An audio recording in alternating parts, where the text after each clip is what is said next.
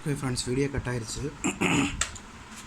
பாருங்கள், ஒயரில் கனெக்ஷன்லாம் பண்ணிட்டேன், போல்ட்டெல்லாம் போட்டாச்சு, எல்லாம் பண்ணியாச்சு. இப்போ அந்த கிரைண்டர் ஓடும் பாருங்கள். ஓகே ஃப்ரெண்ட்ஸ், பார்த்துக்குங்க. கிரைண்டர் நல்லா ஓடுது. கனெக்ஷன் பார்த்தீங்கன்னா இவ்வளோ தான். மெயின் போட்டாச்சு, கிரைண்டர் ஓடுது பாருங்கள்.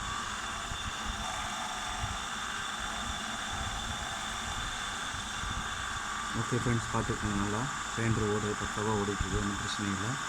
ஓகே ஃப்ரெண்ட்ஸ், பாருங்கள், அடுத்தடுத்த செட்டிங்ஸ் பண்ணுறேன் பாருங்கள்.